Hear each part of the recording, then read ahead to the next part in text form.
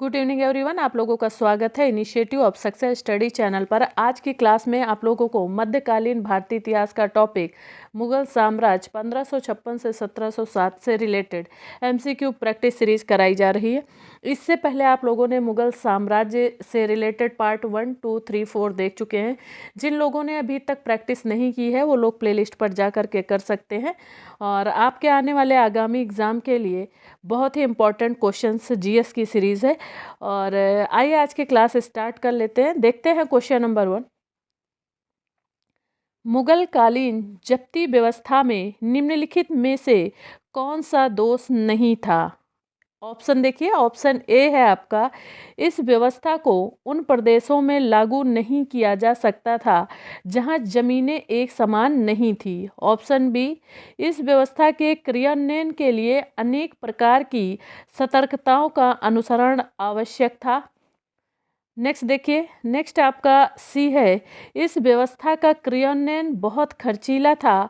Option D, जिन स्थानों पर कृषि उत्पादन अनिश्चित होता था वहाँ सारी जोखिमें किसानों को ही उठानी पड़ती थी।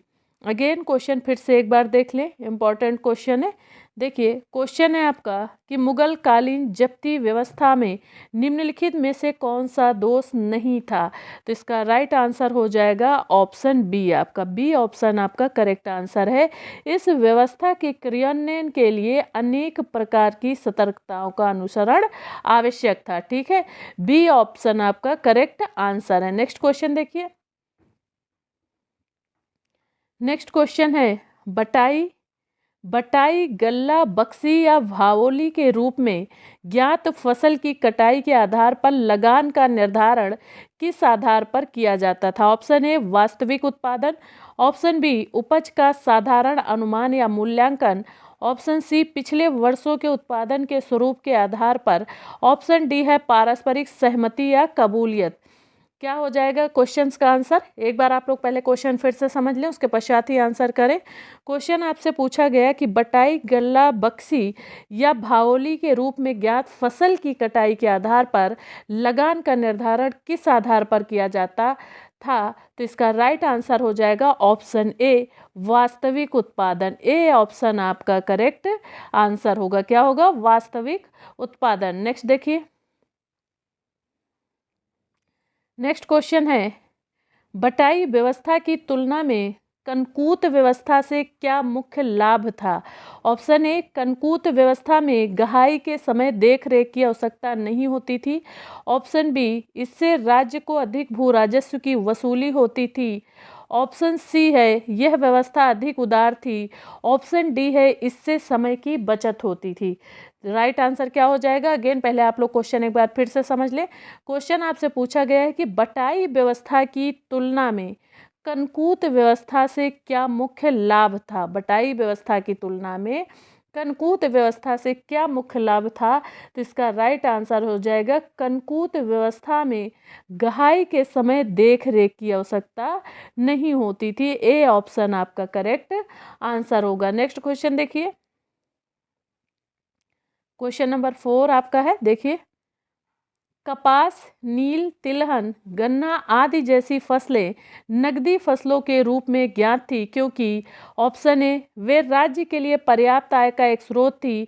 ऑप्शन बी, किसान उन्हें नगद धनराशि प्राप्त करने के लिए बाजारों में बेचते थे। ऑप्शन सी, किन फसलों पर राज्य सदैव नकदी के रूप में लगाने वसूल करता था। और ऑप्शन डी है, ये फसलें विदेशी मुद्रा अर्जित करने का मुख्य स्रोत थी।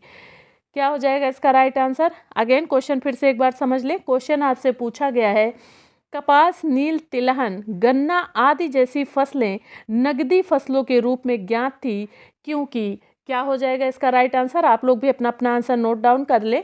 और जब भी आपको आंसर बताया जाता है तो उस समय आप लोग अपना आंसर चेक करें कि आपका आंसर सही है। इस तरह से आप लोग लगभग सभी क्वेश्चंस को चेक करिए और आप उससे अपना मूल्यांकन करिए कि आप कितने क्वेश्चन अटेंड कर पा रहे हैं और आपके कितने करेक्ट हो पा रहे हैं।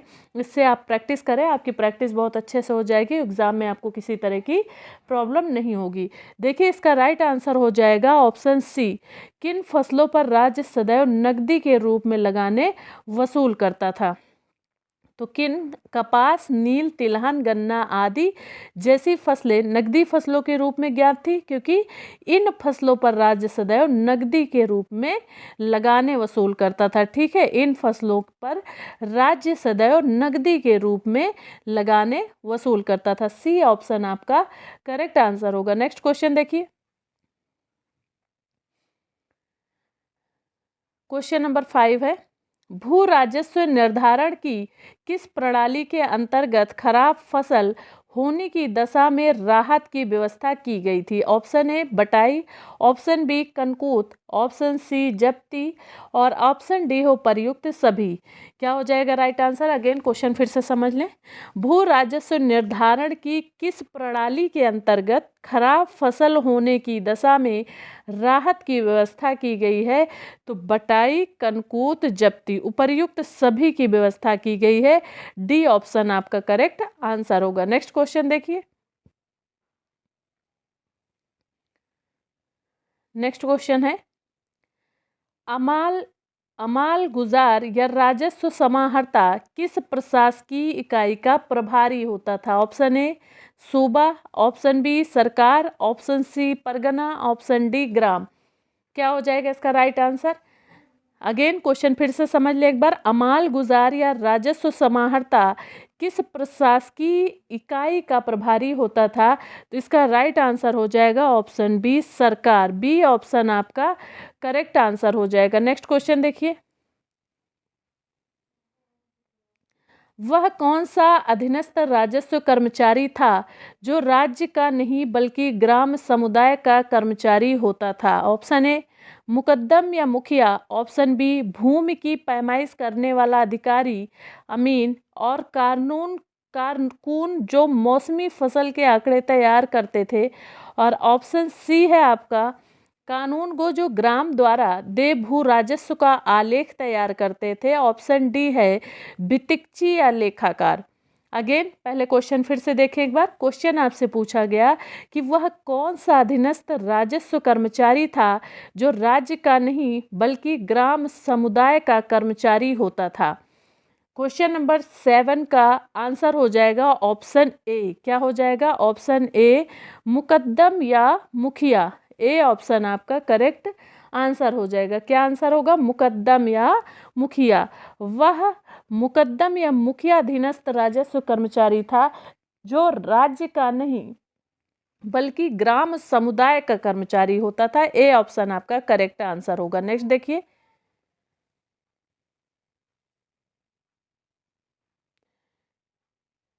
क्वेश्चन देखिए क्या है। रैयतवाड़ी ग्रामों में नियुक्त मुकद्दम नामक अधिकारी के संबंध में निम्नलिखित में से कौन सा कथन सही नहीं है?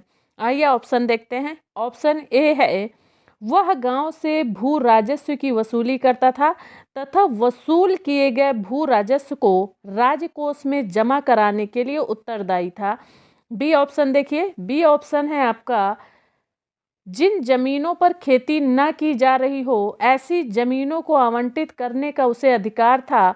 और ऑप्शन सी है उसकी स्थिति जमींदार के कारिंदों की भांति थी, वह अपने पद को बेच भी सकता था। डी ऑप्शन क्या है? वो अपने पद को बेच भी सकता था। इसका राइट आंसर क्या हो जाएगा? देखिए 8 नंबर क्वेश्चन है आपका। अगेन क्वेश्चन फिर से एक बार समझ ले। रैयतवाड़ी ग्रामों में नियुक्त मुकद्दम नामक अधिकारी के संबंध में निम्नलिखित में से कौन सा कथन सही नहीं है? देखिए इसका आंसर क्या हो जाएगा? इसका आंसर हो जाएगा ऑप्शन सी उसकी स्थिति जमींदार के कारिंदों की भांति थी। सी ऑप्शन आपका करेक्ट आंसर होगा। उसकी स्थिति जमींदार के कारिंदों की भांति थे। ठीक है, नेक्स्ट क्वेश्चन क्या है आपका? देखिए नेक्स्ट क्वेश्चन है जमींदारी और रैयतवाड़ी ग्रामों के मध्य प्रमुख अंतर था। ए रैयतवाड़ी ग्रामों में कोई जमींदार नहीं होते थे। नेक्स्ट है बी ऑप्शन देखिए रैयतवाड़ी ग्रामों में वास्तविक कृषक को भू राजस्व अदा करने के लिए उत्तरदायी होते थे, जबकि जमींदारी ग्रामों में भू राजस्व की वसूली के लिए जमींदार एजेंसी के रूप में कार्य करते थे। ऑप्शन सी है रैयतवाड़ी ग्राम खालिसा जमीनों का अंग होते थे, जबकि जमींदारी ग्राम जागीरों का अंग होते थे। ऑप्शन डी है, इन दोनों के बीच कोई मूल अंतर नहीं था, क्योंकि रैयतवाड़ी ग्राम में मुकद्दम या मुखिया नामक अधिकारी पारंपरिक जमींदारी अधिकारों का उपयोग करता था। क्या हो जाएगा इसका राइट आंसर? देखिए, आप लोग भी अपने अपने आंसर देते रहें, नोट करते रहें। अगेन क्वेश्चन देखिए क्या पूछा गया कि जमींदारी और रैयतवाड़ी ग्रामों के मध्य प्रमुख अंतर क्या था? क्या अंतर था? तो इसका राइट आंसर हो जाएगा ऑप्शन बी। देखिए ऑप्शन बी आइए, ये आपका करेक्ट आंसर है। रैयतवाड़ी ग्रामों में वास्तविक कृषक को भू राजस्व अदा करने के लिए उत्तरदायी होते थे, जबकि जमींदारी ग्रामों में भू राजस्व की वसूली के लिए जमींदार एजेंसी के रूप में कार्य करते थे। बी ऑप्शन आपका करेक्ट आंसर होगा। नेक्स्ट क्वेश्चन देखिए। नेक्स्ट क्वेश्चन है आपका, देश के विभिन्न भागों में जमींदार को निम्नलिखित में से किन नामों से अभिहित नहीं किया जाता था? ऑप्शन ए, महाराजा नायक एवं सरदेशमुख। ऑप्शन बी, चौधरी देशमुख पाटिल। ऑप्शन सी, राव राजा एवं राणा। ऑप्शन डी, जमींदार एवं तालुकदार। इसका राइट आंसर हो जाएगा ऑप्शन ए, महाराजा नायक एवं सरदेशमुख। ए ऑप्शन आपका करेक्ट आंसर होगा। नेक्स्ट क्वेश्चन देखिए। नेक्स्ट क्वेश्चन है, औरंगजेब के शासन के परिवर्ती वर्षों में जागीरदारी संकट का मुख्य कारण था। ऑप्शन ए, जागीरें जमीनें सीमित थी और मनसबदारों की संख्या सीमित थी। ऑप्शन बी है, कृषकों का मनसबदारों द्वारा शोषण किया जाता था। ऑप्शन सी है, उपर्युक्त ए और बी दोनों। और ऑप्शन डी है, मनसबदार स्वयं को अपनी जागीरों का भूस्वामी समझते थे। क्या हो जाएगा इसका राइट आंसर? अगेन पहले क्वेश्चन फिर से समझ लें। क्वेश्चन पूछा गया है आपसे, देखिए क्या है क्वेश्चन आपका। क्वेश्चन है आपका कि औरंगजेब के शासन के परिवर्ती वर्षों में जागीरदारी संकट का मुख्य कारण था। तो इसका राइट आंसर हो जाएगा ऑप्शन सी, यानी जागीरें जमीनें सीमित थी और मनसबदारों की संख्या सीमित थी। कृषकों का मनसबदारों द्वारा शोषण किया जाता था। इस तरह से ए और बी दोनों ऑप्शन करेक्ट हैं, तो आपका आंसर हो जाएगा ऑप्शन सी। नेक्स्ट देखिए। नेक्स्ट क्वेश्चन है, निम्नलिखित में से किस श्रेणी के व्यक्तियों को सामान्यतः जागीरें प्रदान नहीं की जाती थी? ऑप्शन ए, मुगल शहजादों। ऑप्शन बी, मुगल बेगमों। ऑप्शन सी, अमीरों। ऑप्शन डी, धर्मविदों और संतों को। क्या हो जाएगा इसका राइट आंसर? अगेन क्वेश्चन फिर से देख लें, एक बार समझ लें, उसके पश्चात ही आंसर करें आप लोग। क्वेश्चन है आपका कि निम्नलिखित में से किस श्रेणी के व्यक्तियों को सामान्यतः जागीरें प्रदान नहीं की जाती थी? तो इसका राइट आंसर हो जाएगा धर्मविदों और संतों को। डी ऑप्शन आपका करेक्ट आंसर होगा। नेक्स्ट क्वेश्चन देखिए। क्वेश्चन है, अधिकांश मनसबदारों को जागीरों के माध्यम से वेतन दिया जाता था।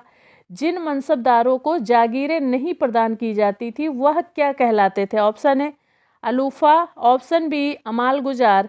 ऑप्शन सी, नकदी। ऑप्शन डी, उमरा। क्या हो जाएगा इसका राइट आंसर? अगेन क्वेश्चन फिर से समझ लें। अधिकांश मनसबदारों को जागीरों के माध्यम से वेतन प्रदान किया जाता था। जिन मनसबदारों को जागीरें नहीं प्रदान की जाती थी वह क्या कहलाते थे? तो इसका राइट आंसर हो जाएगा ऑप्शन सी, नकदी कहलाते थे। सी ऑप्शन आपका करेक्ट आंसर होगा। नेक्स्ट क्वेश्चन देखिए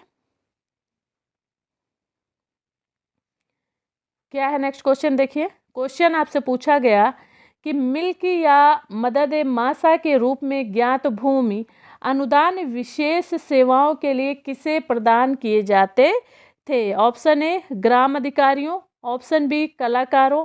ऑप्शन सी, धार्मिक संतों और विद्वानों। ऑप्शन डी, निर्धन और असहाय व्यक्तियों।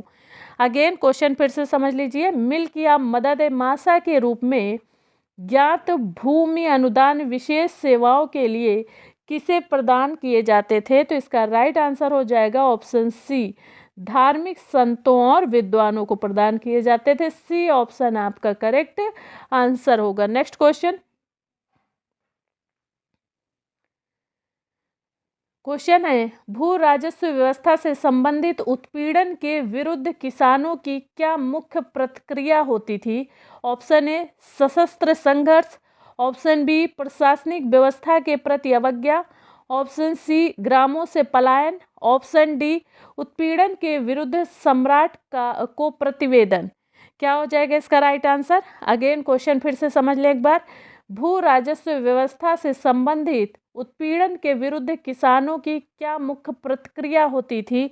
इसका राइट आंसर हो जाएगा ऑप्शन सी ग्रामों से पलायन। सी ऑप्शन आपका करेक्ट आंसर होगा। नेक्स्ट क्वेश्चन देखिए, नेक्स्ट क्वेश्चन आपका क्या है? क्वेश्चन है आपका, मुगल या शाही प्रशासन के विरुद्ध जमींदारों की शिकायत का मुख्य विषय क्या होता था? ऑप्शन ए राजस्व अधिकारियों की स्वेच्छाचारिता, ऑप्शन बी जमींदारों की स्वतंत्रता में अनपेक्षित हस्तक्षेप, ऑप्शन सी भू राजस्व में जमींदार का सीमित अंश, ऑप्शन डी जमींदारों द्वारा शाही संरक्षण और विशेषाधिकार जैसे कि मनसब प्राप्त ना होना। क्या हो जाएगा इसका राइट आंसर? देखिए, मुगल या शाही प्रशासन के विरुद्ध जमींदारों की शिकायत का मुख्य विषय क्या होता था? तो इसका राइट आंसर हो जाएगा ऑप्शन सी भू राजस्व में जमींदार का सीमित अंश। सी ऑप्शन आपका करेक्ट आंसर होगा। क्या है आंसर? भू राजस्व में जमींदार का सीमित अंश। सी ऑप्शन आपका करेक्ट आंसर है। नेक्स्ट क्वेश्चन देखिए, क्वेश्चन क्या है? देखिए, औरंगजेब के शासनकाल में जाट विद्रोह का नेता कौन था? ऑप्शन ए तिलपत का जमींदार Gokhla, option B Champat Rai, option C राजा राम, ऑप्शन डी चूड़ामन। क्या हो जाएगा इसका राइट आंसर? अगेन क्वेश्चन फिर से एक बार समझ लें। क्वेश्चन है, औरंगजेब के शासनकाल में जाट विद्रोह का नेता कौन था? इसका राइट आंसर हो जाएगा option B Champat Rai. B option आपका करेक्ट आंसर होगा, चंपत राय। नेक्स्ट क्वेश्चन देखिए,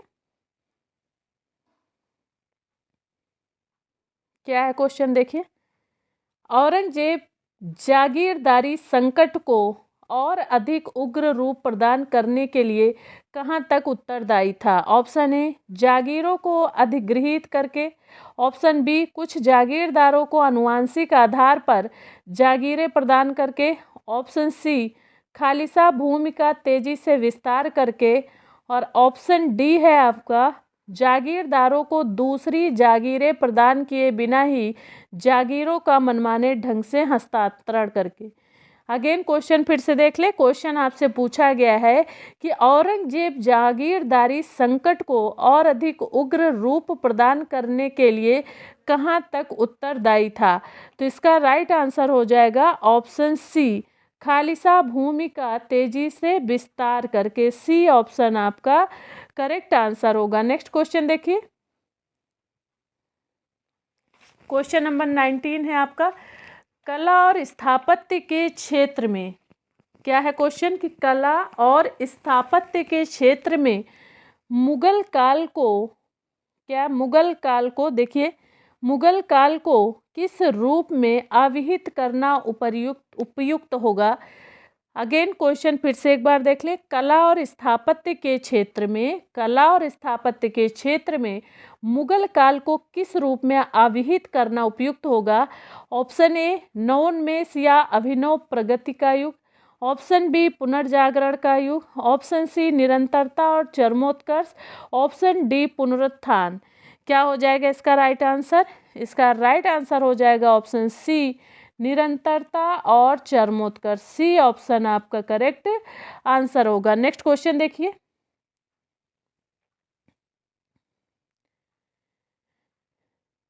क्वेश्चन है, मुगल स्थापत्य शैली किस स्थापत्य शैलियों का सुंदर समन्वय है? ऑप्शन ए तुर्की और फारसी ईरानी शैलियों, ऑप्शन बी तुर्की और अफगान शैलियों, ऑप्शन सी फारसी ईरानी और भारतीय शैलियों, ऑप्शन डी है मध्य एशियाई तैमूरी और भारतीय शैलियों। पहले अगेन एक बार क्वेश्चन फिर से समझ लें। क्वेश्चन आपसे पूछा गया है, मुगल स्थापत्य शैली किस स्थापत्य शैलियों का सुंदर समन्वय है? यहाँ पे इधर से मात्रा होगी, ये आप ध्यान रखिएगा। शैलियों का सुंदर समन्वय है। इसका राइट आंसर हो जाएगा ऑप्शन सी, फारसी, ईरानी और भारत शैलियों का। सी ऑप्शन आपका करेक्ट आंसर होगा। नेक्स्ट क्वेश्चन देखिए, मुगल स्थापत्य पर फारसी या ईरानी प्रभाव किस सम्राट के शासन के अंत तक प्रबल नहीं हो पाया? Option A Babur, option B Humayun, option C Akbar, option D Jahangir. Again question फिर से एक बार देख लें। क्वेश्चन आपसे पूछा गया कि मुगल स्थापत्य पर फारसी या ईरानी प्रभाव किस सम्राट के शासन के अंत तक प्रबल नहीं हो पाया? तो इसका राइट आंसर हो जाएगा option C Akbar. C option आपका करेक्ट आंसर होगा। नेक्स्ट क्वेश्चन देखिए, क्वेश्चन नंबर 22, मुगल स्थापत्य अपनी किस विशेषता के लिए सर्वाधिक प्रसिद्ध है? ऑप्शन ए सादगी, ऑप्शन बी विशालता, ऑप्शन सी अलंकरण और लालित्य, ऑप्शन डी है भव्यता और धार्मिक रुझान। क्या हो जाएगा इसका राइट आंसर? अगेन क्वेश्चन फिर से समझ ले। क्वेश्चन आपसे पूछा गया कि मुगल स्थापत्य अपनी किस विशेषता के लिए सर्वाधिक प्रसिद्ध है? तो इसका राइट आंसर हो जाएगा ऑप्शन सी अलंकरण और लालित्य के लिए। सी ऑप्शन आपका करेक्ट आंसर होगा। नेक्स्ट क्वेश्चन देखिए, क्वेश्चन है मुगल स्थापत्य कला की निम्नलिखित में से कौन सी विशेषता नहीं थी? आइए ऑप्शन देखते हैं। ऑप्शन ए प्याज के आकार के बाहर से उभारदार सुंदर गुंबद, ऑप्शन बी है टोड़ेदार छज्जे, ऑप्शन सी है समरूपता, सौंदर्य और विशालता का अभिनव समन्वय, ऑप्शन डी है भव्य मेहराब युक्त प्रवेश द्वार। अगेन क्वेश्चन फिर से एक बार समझ लें, उसके बाद ही आप लोग आंसर दें। अपने अपने आंसर नोट डाउन करते रहें। देखिए क्वेश्चन आपसे पूछा गया है कि मुगल स्थापत्य कला की निम्नलिखित में से कौन सी विशेषता नहीं थी? इसका राइट आंसर हो जाएगा ऑप्शन बी टोडेदार छज्जे। बी ऑप्शन आपका करेक्ट आंसर होगा। नेक्स्ट क्वेश्चन देखिए, क्वेश्चन नंबर 24, अकबर ने किस घटना के स्मरणार्थ फतेहपुर सीकरी की स्थापना की थी? ऑप्शन ए बाबर द्वारा खानवा की विजय, ऑप्शन बी शेख सलीम चिश्ती के आशीर्वाद से सलीम के जन्म, ऑप्शन सी गुजरात की विजय और ऑप्शन डी है हल्दी घाटी के युद्ध में मुगलों की विजय। अगेन क्वेश्चन फिर से एक बार देख लें। क्वेश्चन रिपीट करते हैं, समझ लें पहले आप, फिर आंसर दें। क्वेश्चन आपसे पूछा गया है कि अकबर ने किस घटना के स्मरणार्थ फतेहपुर सीकरी की स्थापना की? तो इसका राइट आंसर हो जाएगा ऑप्शन सी गुजरात की विजय।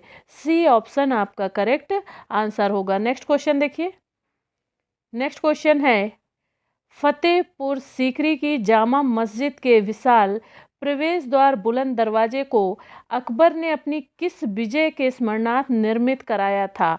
Option A Gujarat, option B Khandesh Asirgarh, option C है अहमदनगर, ऑप्शन डी है बरार। अगेन क्वेश्चन फिर से एक बार समझें। क्वेश्चन देखें पहले। क्वेश्चन आपसे किया गया कि फतेहपुर सीकरी की जामा मस्जिद के विशाल प्रवेश द्वार बुलंद दरवाजे को अकबर ने अपनी किस विजय के स्मरणार्थ निर्मित कराया था? इसका राइट आंसर हो जाएगा option A Gujarat. A option आपका करेक्ट आंसर होगा। नेक्स्ट क्वेश्चन देखिए, नेक्स्ट क्वेश्चन है आपका बुलंद दरवाजे को अर्ध गुंबद द्वार शैली अर्थात कटे हुए अर्ध गुंबद के रूप में निर्मित कराया गया था। इस अर्ध गुंबद द्वार शैली को कहाँ से ग्रहण किया गया था? ऑप्शन ए फारस ईरान, ऑप्शन बी कुस्तुनतुनिया टर्की, ऑप्शन सी भारतीय गुजराती शैली, ऑप्शन डी मध्य एशियाई समरकंद शैली। अगेन क्वेश्चन फिर से एक बार देख ले। क्वेश्चन इंपॉर्टेंट है आपके एग्जाम के अकॉर्डिंग। देखिए पहले से क्वेश्चन आपसे पूछा गया है कि बुलंद दरवाजे को अर्ध गुंबद शैली अर्थात कटे हुए अर्ध गुंबद के रूप में निर्मित कराया गया था। इस अर्ध गुंबद द्वार शैली को कहाँ से ग्रहण किया गया था? इसका राइट आंसर हो जाएगा ऑप्शन ए फारस ईरान। ए ऑप्शन आपका करेक्ट आंसर होगा। नेक्स्ट क्वेश्चन देखिए, नेक्स्ट क्वेश्चन है अकबर ने फतेहपुर सीकरी में किस भवन का निर्माण नहीं कराया था? ऑप्शन ए जोधाबाई का महल, option B Moti Masjid, option C तुर्की सुल्ताना का महल, ऑप्शन डी पंचमहल। क्या हो जाएगा इसका राइट आंसर? क्या क्वेश्चन फिर से रिपीट करते हैं? क्वेश्चन समझ ले पहले आप लोग, उसके पश्चात ही आंसर करें। क्वेश्चन है आपका कि अकबर ने फतेहपुर सीकरी में किस भवन का निर्माण नहीं कराया था? तो इसका राइट आंसर हो जाएगा ऑप्शन बी मोती मस्जिद। क्या हो जाएगा आंसर? आंसर बी आपका करेक्ट होगा, मोती मस्जिद। 8 नंबर क्वेश्चन आपका, अकबर ने अपने अनेक भवनों के निर्माण में हिंदू स्थापत्य शैली और जैन एवं हिंदू मंदिरों की अलंकरण शैलियों तथा विधाओं का अनुसरण किया। उसके द्वारा निर्मित किस भवन में हिंदू व स्थापत्य शैली सर्वाधिक स्पष्ट रूप में परिलक्षित होती है? ऑप्शन देख लीजिए। ऑप्शन ए आगरा के किले में जहांगीरी महल, ऑप्शन बी फतेहपुर सीकरी में पंचमहल, और ऑप्शन सी है फतेहपुर सीकरी में बीरबल का मकान, ऑप्शन डी है दिल्ली में हुमायूं का मकबरा। अगेन फिर से एक बार क्वेश्चन समझ लें। क्वेश्चन पूछा गया है कि अकबर ने अपने अनेक भवनों के निर्माण में हिंदू स्थापत्य शैली और जैन एवं हिंदू मंदिरों की अलंकरण शैलियों तथा विधाओं का अनुसरण किया। उसके द्वारा निर्मित किस भवन में हिंदू व स्थापत्य शैली सर्वाधिक स्पष्ट रूप में परिलक्षित होती है? तो इसका राइट आंसर हो जाएगा ऑप्शन ए आगरा के किले में जहांगीरी महल। ए ऑप्शन आपका करेक्ट आंसर होगा। नेक्स्ट क्वेश्चन देखिए। नेक्स्ट क्वेश्चन है अकबर कालीन किन भवनों की स्थापत्य योजना को बौद्ध स्थापत्य से प्रेरणा मिली? ऑप्शन ए फतेहपुर सीकरी का पंचमहल, ऑप्शन बी सिकंदरा में अकबर का स्वयं का मकबरा, ऑप्शन सी हो प्रयुक्त ए और बी दोनों, ऑप्शन डी है फतेहपुर सीकरी में इबादत खाना। क्या हो जाएगा इसका राइट आंसर? अगेन क्वेश्चन फिर से एक बार देख लें कि अकबर कालीन किन भवनों की स्थापत्य योजना को बौद्ध स्थापत्य से प्रेरणा मिली? तो इसका राइट आंसर हो जाएगा ऑप्शन सी ए और बी दोनों, यानी फतेहपुर सीकरी का पंचमहल और सिकंदरा में अकबर का स्वयं का मकबरा। ठीक है, सी ऑप्शन आपका करेक्ट आंसर होगा। नेक्स्ट क्वेश्चन देखिए। नेक्स्ट क्वेश्चन है निम्नलिखित में से किस किले का निर्माण अकबर के शासनकाल के दौरान नहीं किया गया था? ऑप्शन ए आगरा का किला, ऑप्शन बी लाहौर का किला, ऑप्शन सी असीरगढ़ का किला, ऑप्शन डी इलाहाबाद का किला। अगेन क्वेश्चन फिर से एक बार देख ले। क्वेश्चन आपसे पूछा गया कि निम्नलिखित में से किस किले का निर्माण अकबर के शासनकाल के दौरान नहीं किया गया था? तो इसका राइट आंसर हो जाएगा ऑप्शन सी असीरगढ़ का किला। सी ऑप्शन आपका करेक्ट आंसर होगा। नेक्स्ट क्वेश्चन देखिए। मुगल काल में निर्मित किस किले में दुर्ग राजप्रसाद स्थापत्य शैली के चरमोत्कर्ष को अनुभव किया जा सकता था? ऑप्शन ए आगरा का किला, ऑप्शन बी लाहौर का किला, ऑप्शन सी दिल्ली का लाल किला, ऑप्शन डी अटक का किला। अगेन क्वेश्चन फिर से एक बार देख लें। मुगल काल में निर्मित किस किले में दुर्ग राजप्रसाद स्थापत्य शैली के चरमोत्कर्ष को अनुभव किया जा सकता है? तो इसका राइट आंसर हो जाएगा ऑप्शन सी दिल्ली का लाल किला। सी ऑप्शन आपका करेक्ट आंसर होगा। नेक्स्ट क्वेश्चन देखिए। नेक्स्ट क्वेश्चन है अकबर कालीन मुगल स्थापत्य शैली की निम्नलिखित में से कौन सी विशेषता नहीं थी? ऑप्शन ए लाल बलुआ पत्थर का अधिकाधिक प्रयोग, ऑप्शन बी भारतीय हिंदू जैन अलंकरण विधानों का प्रयोग, ऑप्शन सी है अलंकरण के लिए पीतरादूरा का प्रयोग, और ऑप्शन डी है विशाल उद्यानों के मध्य में अकबरे का निर्माण। अगेन क्वेश्चन फिर से समझ लें एक बार। क्वेश्चन आपसे पूछा गया कि अकबर कालीन मुगल स्थापत्य शैली की निम्नलिखित में से कौन सी विशेषता नहीं थी? तो इसका राइट आंसर हो जाएगा ऑप्शन सी अलंकरण के लिए पीतरादूरा का प्रयोग। सी ऑप्शन आपका करेक्ट आंसर होगा। अलंकरण के लिए पीतरादूरा का प्रयोग, सी ऑप्शन आपका करेक्ट आंसर होगा। अलंकरण के लिए पीतरादूरा का प्रयोग। नेक्स्ट क्वेश्चन देखिए। नेक्स्ट क्वेश्चन है किस मुगल कालीन भवन में दोहरी गुंबद निर्माण शैली का पहली बार प्रयोग किया गया? ऑप्शन ए दिल्ली में हुमायूं का मकबरा, ऑप्शन बी फतेहपुर सीकरी में जामा मस्जिद, ऑप्शन सी है आगरा में इत्मादुद्दौला का मकबरा और ऑप्शन डी है आगरा में मोती मस्जिद। क्या हो जाएगा इसका राइट आंसर? अगेन क्वेश्चन फिर से एक बार देख ले कि किस मुगल कालीन भवन में दोहरी गुंबद निर्माण शैली का पहली बार प्रयोग किया गया? तो इसका राइट आंसर हो जाएगा ऑप्शन ए, दिल्ली में हुमायूं का मकबरा। ए ऑप्शन आपका करेक्ट आंसर होगा। नेक्स्ट क्वेश्चन देखिए,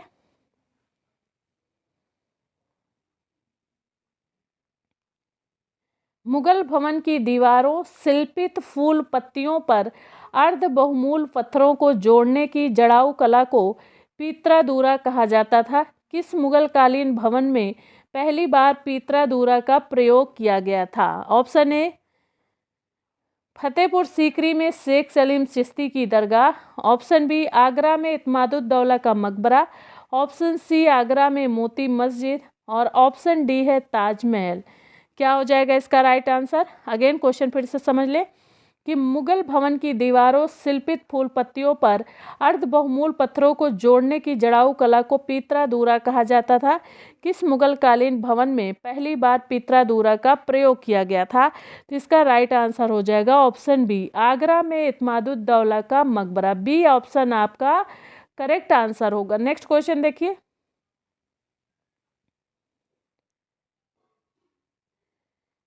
क्वेश्चन है अकबर द्वारा निर्मित भवनों की तुलना में शाहजहां के भवन किस दृष्टि से श्रेष्ठ हैं? ऑप्शन ए विशालता और मौलिकता, ऑप्शन बी है भव्यता और विशालता के समन्वय, ऑप्शन सी अलंकरण के भव्य प्रदर्शन, ऑप्शन डी है ईरानी और भारतीय स्थापत्य शैलियों के समन्वय।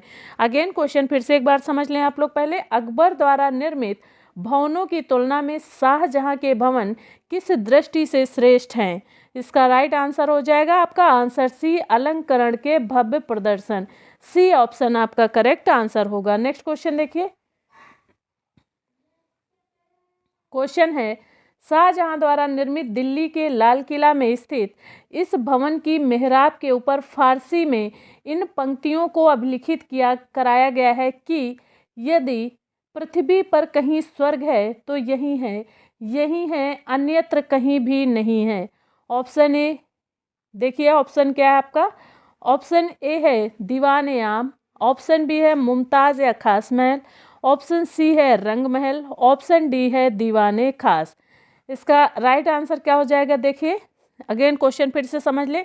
शाहजहां द्वारा निर्मित दिल्ली के लाल किला में स्थित इस भवन की मेहराब के ऊपर फारसी में इन पंक्तियों को अभिलिखित कराया गया है कि यदि पृथ्वी पर कहीं स्वर्ग है तो यही है, यही है, अन्यत्र कहीं भी नहीं है। तो इसका राइट आंसर हो जाएगा ऑप्शन डी, दीवाने खास। डी ऑप्शन आपका करेक्ट आंसर होगा। क्या हो जाएगा आंसर? आपका करेक्ट आंसर होगा ऑप्शन डी, दीवाने खास। नेक्स्ट क्वेश्चन देखिए, नेक्स्ट क्वेश्चन है किस मुगल सम्राट के शासनकाल में प्रसिद्ध मयूर सिंहासन तख्त ताउस का निर्माण किया गया था? Option A Akbar, option B Jahangir, option C Shahjahan, option D है औरंगजेब। अगेन क्वेश्चन फिर से एक बार देख ले। क्वेश्चन है कि किस मुगल सम्राट के शासनकाल में प्रसिद्ध मयूर सिंहासन तख्त ताउस का निर्माण किया गया था? तो इसका राइट आंसर हो जाएगा option C, Shahjahan. C option आपका करेक्ट आंसर होगा। नेक्स्ट क्वेश्चन देखिए, नेक्स्ट क्वेश्चन है औरंगजेब के शासनकाल में निम्नलिखित में से किस भवन का निर्माण नहीं किया गया? आपको बताना है। ऑप्शन ए है दिल्ली के लाल किले में मोती मस्जिद, ऑप्शन बी है औरंगाबाद में उसका स्वयं का मकबरा, ऑप्शन सी है औरंगाबाद में औरंगजेब की पत्नी राबिया उद दौरानी का मकबरा या बीबी का मकबरा, ऑप्शन डी है लाहौर में बादशाही मस्जिद। क्या हो जाएगा इसका राइट आंसर? औरंगजेब के शासनकाल में निम्नलिखित में से किस भवन का निर्माण नहीं किया गया था? तो इसका राइट आंसर हो जाएगा ऑप्शन बी, औरंगाबाद में उसका स्वयं का मकबरा। बी ऑप्शन आपका करेक्ट आंसर होगा। नेक्स्ट क्वेश्चन देखिए, क्वेश्चन है मुगल काल के दौरान निर्मित किस हिंदू भवन को मुगल स्थापत्य शैली ने गहन रूप से प्रभावित नहीं किया? ऑप्शन ए मथुरा में गोविंद देव का मंदिर, ऑप्शन बी है जयपुर में हवा महल, ऑप्शन सी है अमृतसर में स्वर्ण मंदिर, ऑप्शन डी है उज्जैन में महाकाल मंदिर। मुगल काल, अगेन फिर से एक बार क्वेश्चन देखिए कि मुगल काल के दौरान निर्मित किस हिंदू भवन को मुगल स्थापत्य शैली ने गहन रूप से प्रभावित नहीं किया? तो इसका राइट आंसर हो जाएगा ऑप्शन डी, उज्जैन में महाकाल मंदिर। डी ऑप्शन आपका करेक्ट आंसर होगा। नेक्स्ट क्वेश्चन देखिए, क्वेश्चन है मुगल काल में हाथी दांत पर नक्काशी के लिए निम्नलिखित में से कौन सा नगर प्रसिद्ध नहीं था? ए फतेहपुर सीकरी, बी आगरा, सी मथुरा और डी जयपुर। क्या हो जाएगा राइट आंसर? इसका राइट आंसर हो जाएगा ऑप्शन सी मथुरा। क्या हो जाएगा आंसर? मथुरा आपका करेक्ट आंसर है। और इस तरह से आज की प्रैक्टिस सीरीज़ का ये लास्ट क्वेश्चन है और आप लोग कम से कम 2 से 3 बार प्रैक्टिस अवश्य करें ताकि आपकी प्रिपरेशन अच्छे से हो सके। यदि आप लोगों को ये चैनल पसंद आता है तो आप लोग initiative of success study channel को सब्सक्राइब कर लें, बेल आइकन को प्रेस कर लें ताकि समय समय पर आप लोगों को नोटिफिकेशन मिलता रहे और आपकी कोई भी क्लास मिस ना हो। और यदि आप लोगों को किसी न्यूज़ या सब्जेक्ट में प्रैक्टिस करना चाहते हो तो आप लोग कमेंट द्वारा बता सकते हैं। Initiative of success study channel द्वारा आपको प्रैक्टिस कराई जाएगी। ओके स्टूडेंट, मिलते हैं नेक्स्ट क्लास में। Thanks for watching, have a good day.